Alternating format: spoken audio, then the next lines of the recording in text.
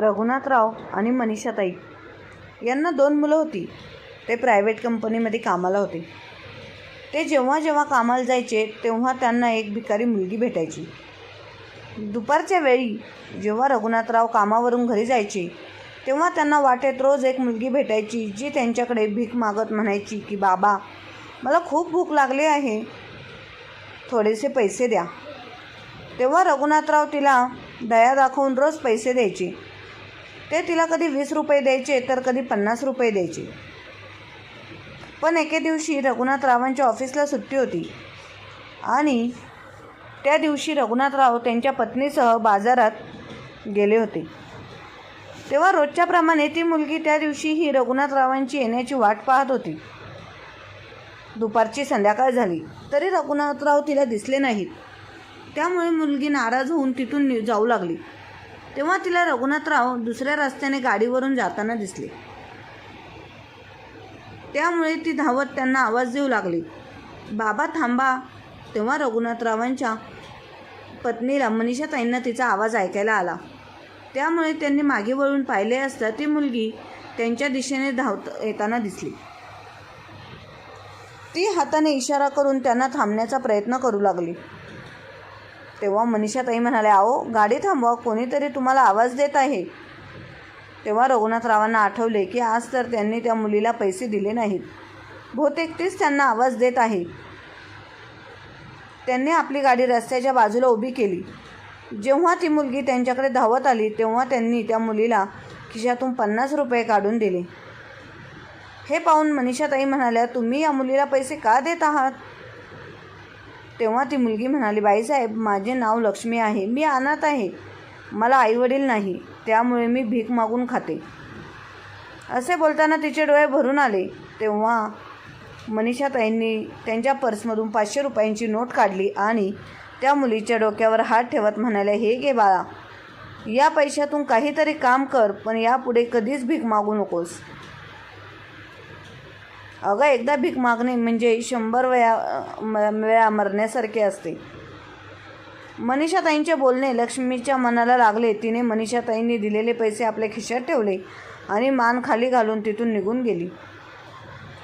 जेव्हा ती काही अंतर चालत पुढे आली तेव्हा तिला एक माणूस दिसला, ज्याला दोन्ही हात नव्हते, पण तो त्याच्या पायांनी अशा काही करामती दाखवत होता की त्याला पाहण्यासाठी हजारो लोक जमले होते आणि टाळ्यांच्या कडकडासह त्याचा उत्साह वाढत होते. अपंग व्यक्तीसोबत असलेल्या माणसाने माईकद्वारे उपस्थित असणाऱ्या सर्व लोकांना सांगितले की याचा जन्म झाल्यावर आईवडिलांनी याला झुडपात फेकून दिले होते, कारण तो अपंग होता. त्यावेळेस मी तिथून जात होतो तेव्हा मला मुलाच्या रडण्याचा आवाज ऐकू आला आणि तो मुलगा दुसरा कोणी नसून आमचा हा छोटू दादा होता. त्याच्या आईवडिलांनी याला यासाठी फेकून दिले होते की याच्यापासून त्यांची सुटका व्हावी, पण त्या लोकांना हे ठाऊक नव्हते की मारणाऱ्यापेक्षा वाचवणारा मोठा असतो. लक्ष्मीने ते अपंग व्यक्तीची कहाणी ऐकली तेव्हा तिचे डोळे भरून आले आणि तिने विचार केला की देवाने त्याचे दोन्ही हात फिरवून घेतले आहेत, तरीसुद्धा तो मुलगा किती आनंदाने त्याचे कौशल्य दाखवत आहे आणि पैसे कमवत आहे. मला तर देवाने अगदी धडधाकट ठेवले आहे, तरीसुद्धा मी देवाकडे का तक्रार करते की त्याने मला अनाथ का ठेवले? माझ्याकडे तर विचार करण्यासाठी बुद्धी आहे, काम करण्यासाठी हात आहेत आणि चालण्यासाठी पाय, पाहण्यासाठी डोळे दिले आहेत. मग तसे तर माझ्याकडे कोणत्याच गोष्टीची कमतरता नाही. आजपासून मी भीक मागणार नाही. आजपासून मेहनत करूनच 4 घास खाईन. जर तो माणूस अपंग असून कष्ट करून खातो तर मी का नाही? ते म्हणतात ना, जिथे इच्छा असते तिथे मार्ग मिळतो. बस हेच झाले. तिच्या कानामध्ये मनीषाताईंनी बोललेले शब्द घुमत होते की एकदा भीक मागणे म्हणजे 100 वेळा मरण्यासारखे आहे. त्यामुळे तिने आपल्या मनामध्ये निश्चय केला की तिला कितीही कष्ट करावे लागले तरी करेल, पण भीक अजिबात मागणार नाही. असा विचार करत लक्ष्मी चालली होती की तेवढ्यात तिला एका वडापावच्या टपरीवर खूप गर्दी दिसली. ती सुद्धा तिथे जाऊन गुपचूप उभी राहिली आणि वडापाव पाहू लागली. तो वडापाववाला कसा वडा बनवतो, वड्याची चव घेण्यासाठी लक्ष्मीने सुद्धा त्या दिवशी वडापाव विकत घेतला. आणि लक्ष्मीने वड्यावाल्याला विचारले की काका, तुम्ही वड्याचा धंदा केव्हापासून करत आहात? वडापाववाले मला म्हणाले की हा धंदा माझे वडील सुद्धा करत होते. लक्ष्मीने विचार केला, म्हणूनच हा इतक्या कुशलतेने वडा बनवत आहे. मग मला यासारखा वडा बनवता येईल का? तिने वडापाववाल्याला पुन्हा विचारले, काका, मी सुद्धा हे काम करू शकते का? वडापाववाला म्हणाला, हो बाळा, करू शकतेस, पण इथे आजूबाजूला नाही, कारण सर्व ग्राहक तर माझ्याकडेच येतील. कारण माझी ही वडापावचं दुकान खूप जुनं आहे. त्यामुळे तू असं कर, बाजाराच्या दुसऱ्या टोकाला जाऊन तुझं दुकान टाक. लक्ष्मी वडापाववाल्याचे बोलणे ऐकून खूप खुश झाली आणि बाजाराच्या दुसऱ्या टोकाला गेली आणि तिथे वडापाव बनवण्यासाठी लागणाऱ्या सर्व सामानाची व्यवस्था केली. दुसऱ्या दिवशी लक्ष्मीने तिथेच आपले दुकान टाकून आपल्या राहण्याची व्यवस्था केली. ती आता लक्ष्मी रोज सकाळी लवकर उठायची, आंघोळ वगैरे करून देवाची पूजा करायची, देवाचे नाव घेऊन वडा बनवायची. लक्ष्मी सकाळपासूनच ओरडायची, या लक्ष्मीचा वडा खाऊन बघा, तुमच्या दिवसाची सुरुवात करा. ती इतक्या लहान वयामध्ये पोट भरण्यासाठी कष्ट करत आहे हे पाहून लोकांचे मन विरघळले आणि मग ते त्यांच्याकडे येऊन एक एक वडापाव नक्की खाऊन जायचे. तिच्या वड्याची चव इतकी मस्त होती की एखादा वडापाव प्रेमी तर एक ऐवजी 2 वडापाव खाऊन जायचा. काही दिवसातच लक्ष्मी एवढी लोकप्रिय झाली की प्रत्येकाच्या तोंडी लक्ष्मी वडापाववाल्याचे नाव येऊ लागले. आता त्यात वडापाववाल्याच्या धंद्यामध्ये बराच फरक पडत होता. त्यामुळे तिने विचार केला की लोक लक्ष्मी वडापाववाल्याचे एवढे कौतुक का करतात, तर तिथे जाऊन तिच्या हातच्या वडापावची चव घेतली पाहिजे. म्हणून तो लक्ष्मीच्या वडापावच्या दुकानावर गेला. त्याला आलेले पाहून लक्ष्मीने त्याला बसायला खुर्ची दिली आणि गरमागरम वडापाव दिला. वडापाव खाल्ल्यावर तो लक्ष्मीला वडापावचे पैसे देऊ लागला. तेव्हा लक्ष्मी म्हणाली, नको नको काका, पैसे देऊ नका, तुमच्याकडूनच तर मी हे काम शिकले आहे. त्यामुळे तुम्ही माझे गुरु आहात आणि गुरुकडून शिष्याने पैसे घेतलेले शोभत नाहीत. विचार केला, हिला माझी अडचण सांगावी का, जेणेकरून तिच्या वडापावचे दुकान दुसरीकडे कुठेतरी लावेल आणि माझा धंदा वाढेल. पण लक्ष्मीचा निरागस चेहरा पाहून त्याला तसे बोलण्याची इच्छा झाली नाही. पण त्याचा उदास झालेला चेहरा पाहून लक्ष्मीने विचारले, काका, काय झाले, तुम्ही असे उदास का दिसत आहात? तेव्हा तो वडापाववाला म्हणाला, अरे बाळा, मी कोणत्या तोंडाने तुला माझी अडचण सांगू, काही समजत नाही. जर मी तुला माझी अडचण सांगितली तर तुला वाईट वाटेल. तेव्हा लक्ष्मी म्हणाली, काका, तुम्ही मला एकदा बोलून तरी बघा, जर माझ्याकडून झाले तर मी नक्की करेन. तेव्हा वडापाववाला मला म्हणाला की बाळा, जेव्हापासून तू तुझे वडापावचे दुकान टाकले आहे तेव्हापासून माझ्या दुकानावर ग्राहक यायचे बंद झाले आहेत. बेटा, आता मी काय करू, माझे वय होत चालले आहे आणि याशिवाय दुसरे कुठले काम करणे मला जमणार नाही. मी विचार केला होता की माझ्या दुकानामुळे तुझे दुकान चालणार नाही, त्यामुळे तू तुझे वडापावचे दुकान दूर टाकावे. पण तुझी वडापावचे दुकान दूर असूनसुद्धा माझे ग्राहक कमी झाले आहेत. एवढं बोलून ती वडापाववाल्याला निराश होऊन बसला होता. तेव्हा लक्ष्मीने त्यांचा हात हातात घेतला आणि म्हणाली, काका, तुम्ही काळजी करू नका, तुमची ही अडचण मी चुटकीसरशी सोडवते.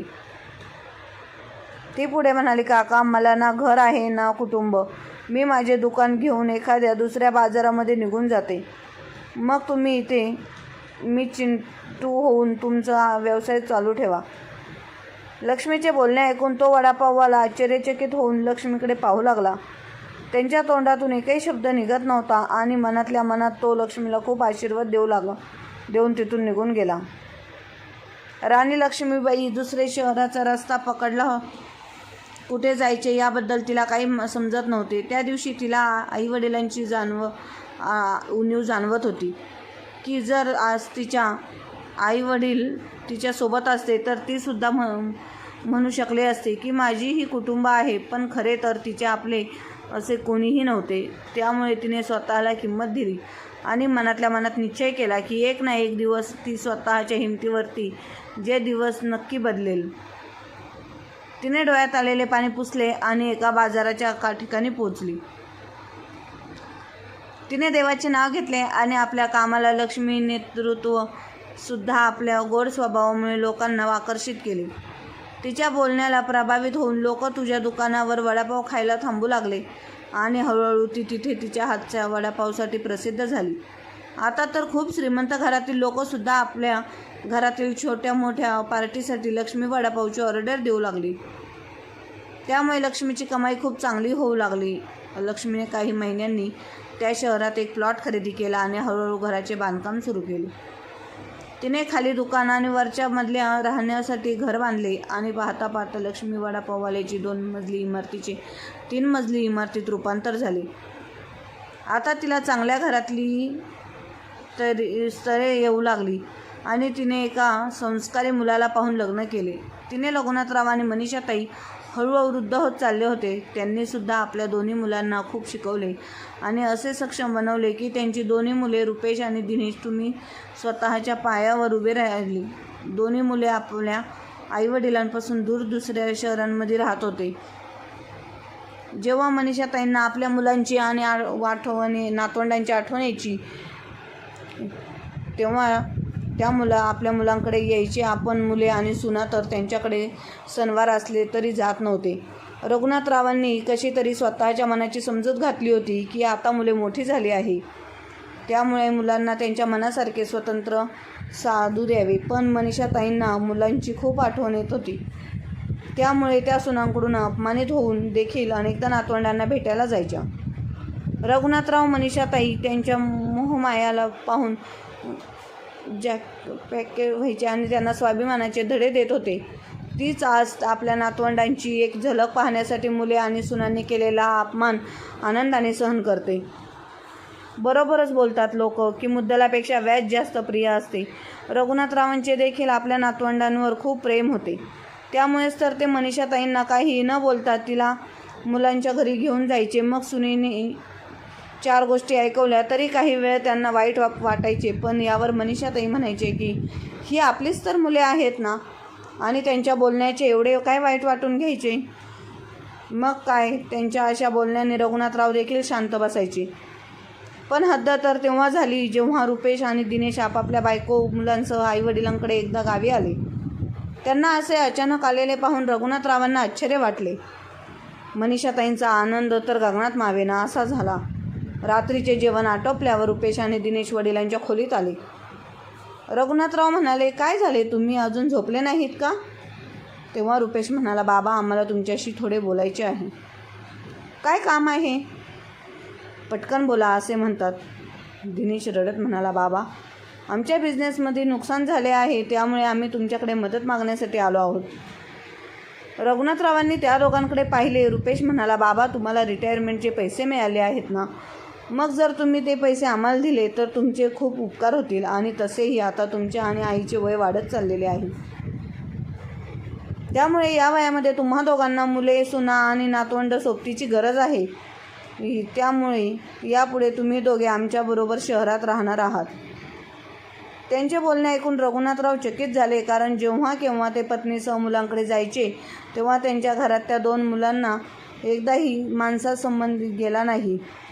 आणि आज तीच मुले बापाचा पैसा पाहून यावं पुढे तुम्हाला आमच्यासोबत राहावे लागेल असे गोडगोड बोलत होते.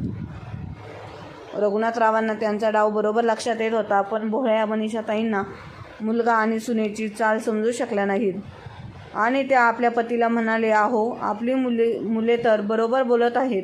आता आपण म्हातारे झालो आहोत, त्यामुळे आपल्याला आज ना उद्या आपल्या मुलांबरोबर सोबतच राहावे लागणार आहे. त्यामुळे उद्या जाण्यापेक्षा आपण आजच त्यांच्याकडे गेलेले बरे. आणि तसेही आपल्या पैशांवर तर आपल्या मुलांचाच अधिकार आहे. मग ते पैसे आता त्यांना आता दिले काय किंवा नंतर दिले काय याने काय फरक पडतो? रघुनाथराव मात्र त्यांना पैसे द्यायला तयार होत नव्हते. पण मनीषाताईंच्या स्वतःच्या बोलण्याने शेवटी ते तयार झाले आणि त्यांनी आपल्या रिटायरमेंटचे सर्व पैसे मुलांमध्ये समान वाटले. त्यामुळे मुले आणि सुना खूप खुश झाले. आणि दुसऱ्या दिवशी त्यांचा मोठा मुलगा रुपेश आपल्या बायको मुलांसह बॅगा भरून घराबाहेर आला. तेव्हा मनीषाताई म्हणाल्या, रुपेश एवढ्या सकाळी तू बॅग घेऊन कुठे निघालास? तू तुझ्या घरी चालला आहेस का?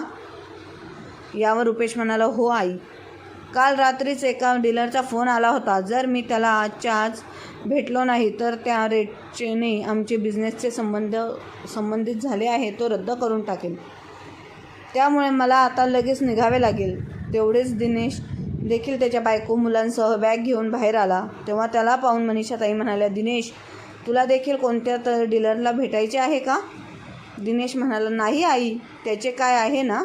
माझ्या ऑफिसमधून फोन आला होता. बॉस म्हणाला की जर मी आजच्या आज त्या माझ्या व्यवसायात पैसे गुंतवले नाहीत तर ते मला त्यांच्या कंपनीतून काढून टाकतील. त्यामुळे मला सुद्धा लवकरात लवकर जावे लागणार आहे. खरे तर दोघेही खोटे बोलत होते. मनीषाताई म्हणाल्या, ते सर्व ठीक आहे, पण आम्हा दोघांना कोण घेऊन जाणार आहे याबद्दल तुम्ही काही विचार केला आहे का? आईचे बोलणे ऐकून दोघे भाऊ एकमेकांकडे पाहू लागले. तेव्हा मोठा मुलगा म्हणाला, अगं आई, तू काळजी का करतेस? आम्ही येऊ ना तुला आणि बाबांना घेऊन जायला. आणि तुम्ही दुसऱ्यांच्या घरात थोडीच राहत आहेत का? हे घर तर तुमच्या हक्काचे आहे. त्यामुळे इथे राहण्यासाठी तुम्हाला आमच्यासारखे घर भाडे देखील द्यावे लागत नाही. तुम्ही दोघे आनंदाने राहा. मी किंवा दिनेश आमच्यापैकी ज्याला वेळ मिळेल तो तुम्हाला घेऊन जायला येईल. मनीषाताई म्हणाल्या, अरे बाळा, आपण सर्वजण एकाच तर घरामध्ये राहतो.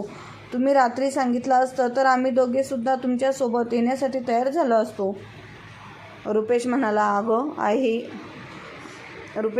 आई, आम्हाला वाटले की तुम्ही झोपला असाल आणि रात्रसुद्धा खूप झाली होती. त्यामुळे तुम्हाला झोपेतून उठवणे आम्हाला योग्य वाटले नाही. बरं आई, आम्ही लवकर येऊ. तू ना तोपर्यंत तुझ्या सगळ्या मैत्रिणींना भेटून घे आणि तुझे सर्व सामान पॅक करून ठेव, जेणेकरून आपल्याला सारखे गावी यायला लागू नये. असे बोलून मुलांनी आणि सुनांनी मनीषाताईंना वाकून नमस्कार केला आणि ते चौघे निघून गेले. मनीषाताई आपल्या मुलांना अनेक आशीर्वाद देत होत्या. त्यांना सतत असे वाटायचे की त्यांची मुले खूप समजूतदार झाली आहेत, खूप चांगले आहेत. रघुनाथराव अजूनही झोपेतून उठले नव्हते. जेव्हा ते झोपेतून उठले तेव्हा त्यांनी पाहिले तर घर अगदी शांत होते. रघुनाथरावांनी आपल्या पत्नीला आवाज दिला, मनीषा, अगं मनीषा, कुठे आहेस? मनीषाताईंनी रघुनाथरावांचा आवाज ऐकून लगेच त्यांच्यासाठी त्या गरम पाणी घेऊन आले. तेव्हा रघुनाथरावांनी विचारले, घरात एवढी शांतता का आहे? रुपेश, दिनेश, सुना, नातवंडे कुठे आहेत? तेव्हा ते मनीषाताई नाराज होऊन म्हणाल्या की तेच दोघे आपापल्या बायको मुलांना घेऊन निघून गेले, कारण त्यांना एक महत्त्वाचे काम होते आणि मला सांगून गेले आहेत की बाबांच्या आमच्या वतीने माफी माग, कारण आम्ही त्यांना न सांगता निघालो आहोत. तुम्ही पाहिले का आजकाल आपली मुले किती समजदार झाले आहेत? मनीषाताईंचे मुलांबद्दल असलेले निस्वार्थ प्रेम पाहून रघुनाथरावांच्या डोळ्यांमध्ये अश्रू आले. ते मनात म्हणाले की माझी बायको खरंच किती साधी आहे. तिला तर अजूनही समजले नाही की तिची मुले किती कट्टी आणि स्वार्थी आहेत. पण आपल्या मुलांचा खरेपणा सांगून त्यांना आपल्या पत्नीला दुःखी करायचे नव्हते. पण रघुनाथरावांना आपल्या मुलांचा नालायकपणा व्यवस्थित समजला होता. ते दोघे इथे फक्त घेण्यासाठी आले होते आणि पैसे मिळताच गायब झाले. त्यांना आपल्या वडिलांशी काही देणे-घेणे नव्हते. त्यामुळे तर आम्हाला त्यांच्यासोबत घेऊन गेले नाहीत. असेच 1-2 महिने उसरले आणि मग एके दिवशी रघुनाथराव आपल्याच घराच्या पायऱ्या उतरताना पडले. त्यांच्या कमरेला दुखापत झाली. तेव्हा मनीषाताई शेजारच्यांच्या मदतीने त्यांना जवळच्या हॉस्पिटलमध्ये घेऊन गेल्या. तिथे गेल्यानंतर डॉक्टरांनी सांगितले की त्यांच्या कमरेचे हाड फ्रॅक्चर झाले आहे. त्यांचे लवकरात लवकर ऑपरेशन करावे लागेल, नाहीतर खूप प्रॉब्लेम होईल. असेही होऊ शकते की रघुनाथराव कधी स्वतःच्या पायांवर उभे राहू शकणार नाहीत. डॉक्टरांचे बोलणे ऐकून मनीषाताई घाबरल्या. त्यांना काही समजत नव्हतं की आता काय करावे. त्यांच्याकडे जेवढे पैसे होते ते सर्व त्यांनी एकत्र केले. त्यानंतर त्यांनी आपल्या मैत्रिणीला म्हणजेच वैशालीताईंना फोन करून तिला सर्व काही सांगितले. तेव्हा वैशालीताई म्हणाल्या, अगं मनीषाताई, जे पैसे तू तुझ्या मुलांना दिले होते ते पैसे देऊन टाक. 2 महिने झाले आहेत. त्यामुळे आता तर ते दोघे बिझनेसमध्ये चांगले कमवत असतील. मग तू त्यांच्याकडून तुझे पैसे परत. मनीषाताईंना मैत्रिणींचे बोलणे पटले. त्यामुळे त्यांनी पटकन आपल्या मोठ्या मुलाला म्हणजेच रुपेशला फोन लावला आणि त्याला सर्व काही सांगून रडू लागल्या. तेव्हा रुपेश म्हणाला, आई तू शांत हो. आता तरी सध्या तरी माझ्याकडे पैसे नाहीत, कारण बाबांनी जेवढे दिले होते ते सर्व खर्च झाले आहेत. जर दिनेशकडे असतील तर तू त्याला बोलून बघ, मी 2-4 दिवसानंतर तुला फोन करेन. असे बोलून त्याने फोन ठेवला. मुलाचे बोलणे ऐकून मनीषाताई आश्चर्यचकित झाले. त्यांना विश्वास बसत नव्हता की ज्या मुलाला त्या समजूतदार म्हणत होत्या, पण वेळ आल्यावर तीच मुले त्यांना असं उत्तर देतील. पण तरीसुद्धा नाही जाणे. त्यांनी दिनेशला फोन लावला आणि त्याला सुद्धा सर्व काही सांगितले. तेव्हा तोही म्हणाला, आई तुला काय वाटते, पैसा एका जागी टिकून राहणारी वस्तू आहे का? अगं, पैसा या हातात आला की दुसऱ्या हातातून निघून जातो आणि यालाच तर बिझनेस म्हणतात. मी तर सर्व पैसे बिझनेसमध्ये लावले आहेत. आता तू अचानक पैसे मागत आहेस तर मी तुला पैसे कुठून आणून देऊ? माझ्याकडून पैशांची अपेक्षा करू नकोस. त्याने तर आपल्या वडिलांची तब्येतीबद्दल काही ना काही विचारतात. फोन कट केला जाता. मनीषाताईंना समजत नव्हते की ती काय करत आहे. ज्या मुलांसाठी त्यांनी आपले सर्व काही दिले तेच मुले वेळ आल्यावर आपापल्या आईवडिलांना असे दिवस दाखवत आहेत हा विचार करून मनीषाताई रडू लागल्या. पण तरीसुद्धा त्यांनी हिंमत हारली नाही. त्यांनी आपले सर्व दागिने विकून आपल्या पतीवर उपचार करण्याचे ठरवले. त्या दरम्यान त्यांचे काही नातेवाईकसुद्धा रघुनाथरावांना भेटायला आले. तेव्हा बोलला मनीषाताईंनी त्यांना सांगितले की माझ्या पोटच्या मुलांनी ठोस लावून आमच्याकडून सर्व पैसे काढून घेतले आहेत आणि आता जेव्हा आम्हाला पैशांची गरज आहे तेव्हा मात्र त्यांनी हात वर केले आहेत. तेव्हा सर्व नातेवाईकांनी रुपेश आणि दिनेशला फोन लावून त्याच्यावर दबाव टाकला की त्यांना आपल्या आईवडिलांची सेवा करावी लागेल. आईवडील यांसाठी मुलांचे संगोपन करतात की म्हातारपणात त्या आईवडिलांचा कामी यावे. शिवाय म्हणून त्यांनी दोघांनाही तुमच्या वडिलांकडून रिटायरमेंटचे सर्व पैसे घेतले. आज जेव्हा तुमच्यावर संकट आले तेव्हा तुम्ही मात्र तुमचे खरे रंग दाखवले. ते काही नाही, तुम्हाला आत्ताच्या आत्ता आपल्या आईवडिलांना त्यांच्यासोबत घरी घेऊन जावे लागेल, नाही तर आमच्याकडे दुसरासुद्धा पर्याय नाही. नातेवाईकांनी अशी धमकी दिल्यामुळे मोठा मुलगा रुपेश इच्छा नसताना सुद्धा आईवडिलांना घरी घेऊन गेला. रुपेशची बायको स्वरा नोकरी करत नसल्यामुळे ती घरीच असायची. तिलासुद्धा तिच्या मनाविरुद्ध त्यांची सेवा करावी लागत आणि रुपेश आणि त्याची बायको स्वरा ऑफिसला जात असल्यामुळे स्वरा काही दिवस त्यांची सेवा करू शकत नव्हती. 2 दिवसांनी रघुनाथरावांना चांगल्या हॉस्पिटलमध्ये ॲडमिट करण्यात आलं. त्या हॉस्पिटलची फी आणि औषधांचा खर्च व्हायचा 2 रुपये, तर 2 दिवसातच हा खर्च करू थकाल. त्यामुळे त्यांनी आपल्या हातावर केले आणि आईला स्पष्ट शब्दांत सांगितले. म्हणलं, मला बघ आई, बाबांवर खूप पैसे खर्च होत आहे, त्यामुळे मला एकट्याला त्यांचा खर्च करणे झेपणार नाही. यावर मनीषाताई म्हणाल्या, बेटा दिनेशला बोल आणि त्याच्याकडूनही मदत घे. बाबांनी त्यालासुद्धा पैसे दिले होते. आईचे असे बोलणे ऐकून रुपेश मोठ्या आवाजात रागाने म्हणाला, आई काय गं, तुम्ही लोकांनी आम्हाला काही रुपये दिले तर सतत पैसे दिले असे सारखे बोलून आमचा अपमान करत आहात. तुम्ही आम्हाला पैसे दिले म्हणजे काय, आमच्यावर उपकार वगैरे केले आहेत का? एकतर सर्व नातेवाईकांमध्ये आमचा अपमान केला तर सुद्धा तुझे पोट भरू लागेल नाही का? माणूस दिवसभर जेव्हा पाहावे तेव्हा पैसे दिले असे म्हणत असते. किती पैसे पाहिजे आहेत तुला सांग, मी देऊन टाकतो. पण आत्ताच्या आत्ता माझ्या घराबाहेर निघायचे आणि आधीच मला तुमची तोंड दाखवायची गरज नाही. असे बोलून रुपेश तिथून निघून गेला. मुलांचे बोलणे ऐकून बिचाऱ्या मनीषाताईंच्या डोळ्यातून आशीर्वाद आले. त्यांना समजत नव्हते की त्याला आता काय केले पाहिजे. त्यांनी पटकन घरातील सर्व कामे केली. आपल्या नवऱ्यासाठी डबा बनवला आणि डबा घेऊन पटकन हॉस्पिटलमध्ये पोहोचल्या. की ते गेल्यानंतर त्यांनी लग्नात रावांना जेवण बनवले. तेव्हा तर जेवण म्हणाली, मॅडम तुम्ही डॉक्टर साहेबांना भेटून घ्या, त्यांनी तुम्हाला भेटायला बोलावले आहे. तेव्हा मनीषाताई डॉक्टर अमरावतीला तेव्हा डॉक्टर म्हणाले की रघुनाथराव नवनाचं ऑपरेशनसाठी 3 लाख रुपये होईल. 3 लाख हा आकडा ऐकताच मनीषाताईंना चक्कर आली. त्या मनातल्या मनात म्हणाले की जर त्या नालायकांना सर्व पैसे दिले नसते तर आज माझ्या नवऱ्यावर किती चांगले उपचार करण्यात आले असते. पैशासाठी मुलांकडे सुनांकडे हात पसरावे लागले नसते. खरे तर ही सगळी चूक माझीच आहे. मी यांच्याकडे मुलांना पैसे देण्यासाठी फक्त तगादा लावत होते. जर मी म्हणाले नसते तर त्यांनी ते पैसे दिले नसते. पण माझ्या डोळ्यांवर ती पुत्रमोहाची पट्टी बांधलेली होती असा विचार करून त्या रडू लागल्या आणि स्वतःला सांभाळत म्हणाल्या, डॉक्टर मी पैशाची व्यवस्था झाल्यानंतर तुम्हाला सांगते. तेव्हा डॉक्टर म्हणाले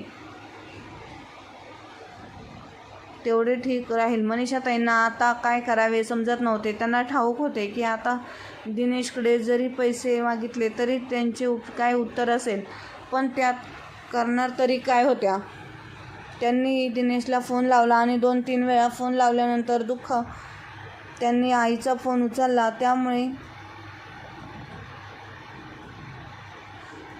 त्यामुळे मनीषाताई मी दिनेशच्या घरी जाण्याचे ठरवले. त्यांना वाटले की समोरासमोर बोलणे झाल्यानंतर कदाचित विचारले असतील. समजले की त्याने हे घर विकले आहे आणि दुसऱ्या ठिकाणी नवीन खरेदी केले आहे.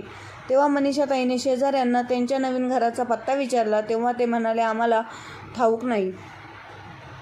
मग काय त्यांचे तोंड कोरडे पडले होते. त्यावेळेस सारख्या कधी धावत होत्या तर कधी चालत होत्या. अचानक आहे का कार समोर आल्या. कारवाला त्यांना धडक देऊन पळून जाण्याचा प्रयत्न करत होता की तेवढ्यात काही अंतरावर ट्रॅफिक पोलीस उभारलेले होते आणि त्यांनी त्याला पाहिले आणि पटकन गाडी पकडून आपल्या ताब्यात घेतली. काही लोकांनी मनीषाताईंना ठेवले. त्यांनी पाणी दिले. मनीषाताईंना काही जखम वगैरे झाली नव्हती, नुसते खरचटले होते. त्यामुळे त्या शुद्धीत होत्या. जेव्हा त्यांनी त्या कारवाल्याला मुलाला पाहिले तेव्हा त्या चकित झाले, कारण तो माणूस दुसरा तिसरा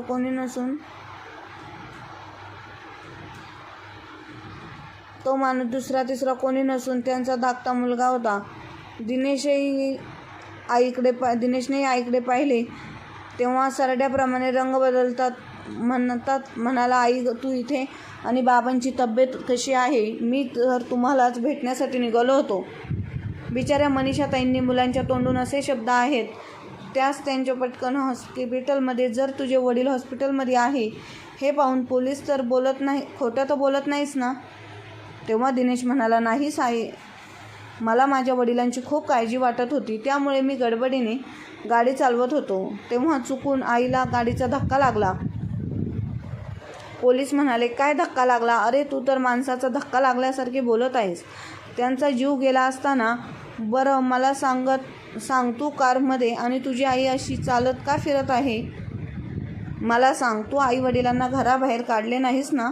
हे ऐकून दिनेश काय बोलणार. तेवढ्यात मनीषाताई म्हणाल्या, नाही सर, मी तरी ते जवळच्या मंदिरामध्ये माझ्या नवऱ्याच्या दीर्घायुष्यासाठी प्रार्थना करायला आले होते आणि माझा मुलगा तर खरंच आपल्या वडिलांकडे जाण्याच्या घाईत असेल, त्यामुळेच ही छोटीशी दुर्घटना घडली.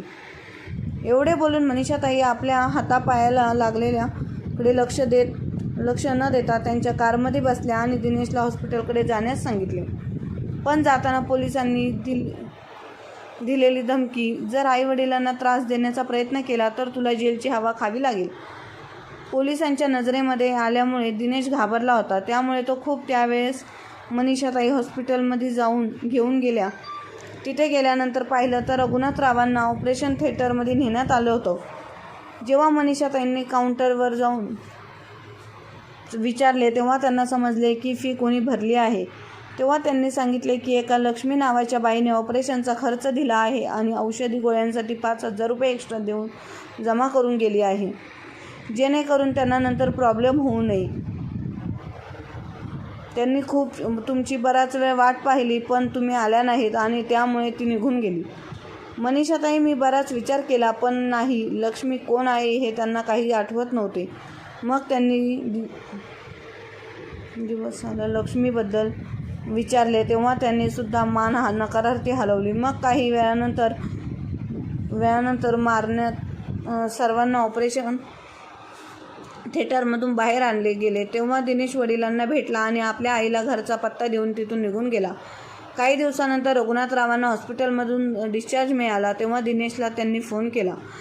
तेव्हा तो म्हणाला की मी आणि स्वाती आम्ही दोघेही ऑफिसमध्ये आहोत, तुम्ही ऑटो करून घरी जा.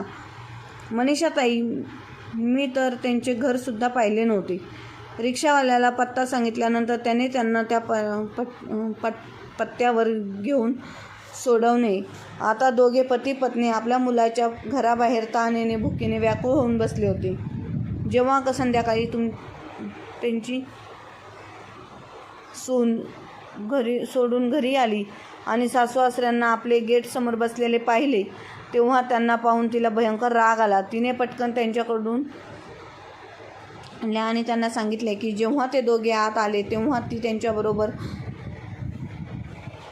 लिपी म्हणाली, तुम्ही दोघे जरा उशिराने म्हणजे रात्री येऊ शकला नसता का? तुम्हाला ठाऊक आहे ना, घरामध्ये दिवसभर कोणी नसते. आमची मुलेसुद्धा शाळेला आणि नंतर स्टेशनला जातात आणि हा कसला दिसायला सोडला उत्तर करून आला आहात. तुम्ही तुमच्यासारख्या भिकाऱ्यांमुळेच आमचे शेजारच्यांमध्ये नाक कापले गेले आहे. तुझ्या सासऱ्यांना हॉस्पिटलमध्ये घेऊन सरळ इथे निघून आली आहे. मग आता तू सांग, तिथे कुठे आवरत बसायचे होते? सून म्हणाली, तुमचे बोलणे तुमच्यासाठी योग्य आहे, पण अशा अवतारात तुम्हा दोघांना इथे कोणी पाहिले असेल तर काय म्हणाले असतील की त्यांच्या घरामध्ये कोणी भिकारी आले आहे. त्यानंतर मोठ्या आवाजात ती मनीषाताईंना म्हणाली, चला आता पटकन कामाला लागून ऑफिसमध्ये मी दिवसभर खूप थकून आली आहे. तुमचे काय, तुम्ही तुमच्या हॉस्पिटलमध्ये आरामात खुर्चीवर बसून नसेल. बिचाऱ्या मनीषाताईंनी हॉस्पिटलमध्ये राहून एक दिवस पण भरपूर जेवण केले नाही आणि त्यांना रात्रीच्या शांत झोपू शकल्या.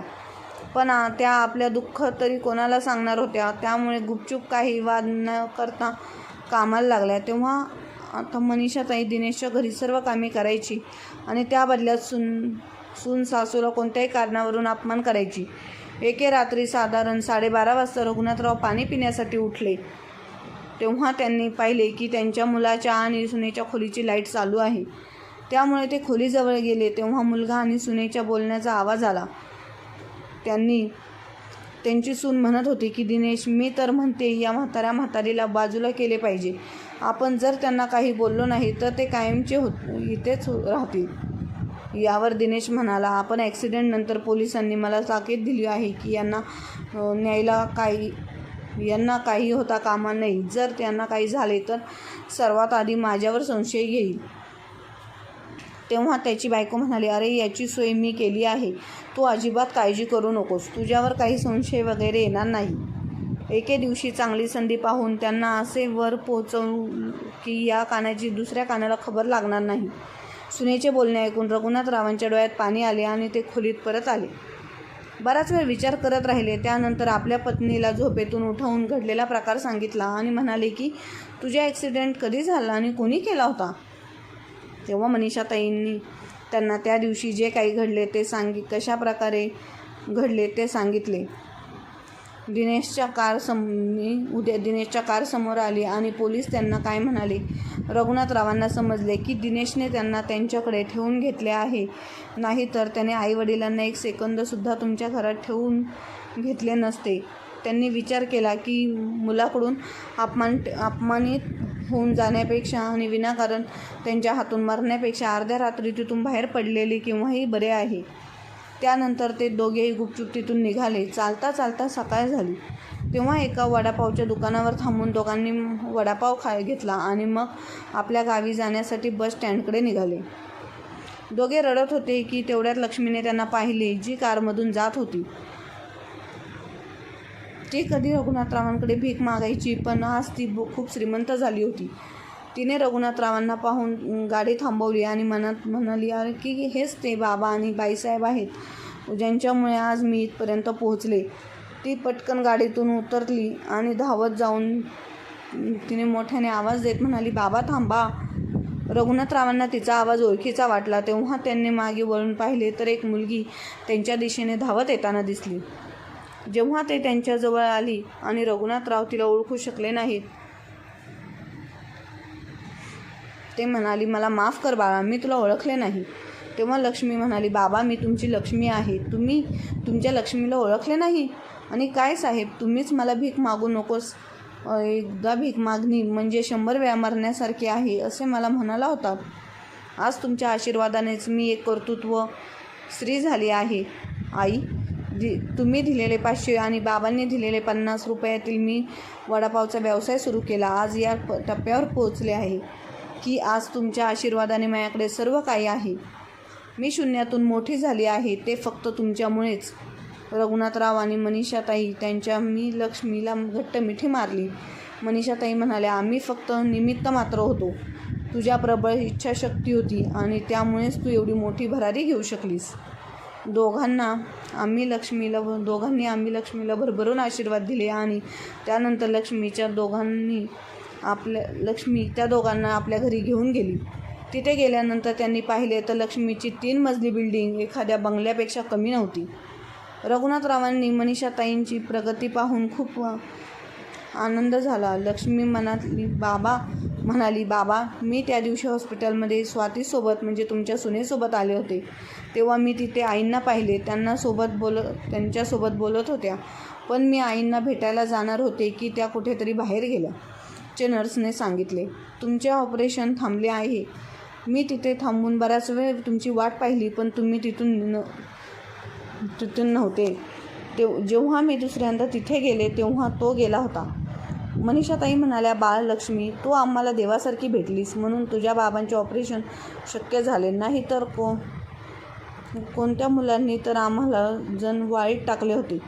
मनीषाताई लक्ष्मीला आपल्या 2 मुलांचा पराक्रम सांगितला तेव्हा तिला खूप वाईट वाटले. ती म्हणाली, आई आणि बाबा, इतके काही दिवस मी अनाथ म्हणून जगले, पण आता मात्र मला माझे आईवडील भेटले आहेत. यापुढे मी तुम्हाला कुठे जाऊ देणार नाही. असे बोलून लक्ष्मी आणि तिच्या पतीने लक्ष्मीताई आणि रघुनाथरावांना वाकून नमस्कार केला आणि नमस्कार केला आणि आपण रघुनाथरावांनी लक्ष्मी आनंदाने लक्ष्मीच्या घरी राहू लागतात. त्यांना तिथे खूप माणसं. मंदिराच्या इकडे लग्नाचा मोठा मुलगा आजाद झाला आणि तो अंथरुणाला घेऊन खेळून राहिला आणि धाकटा मुलगा त्यांचा व्यापारामध्ये घाटा होऊ लागला. त्यामुळे तो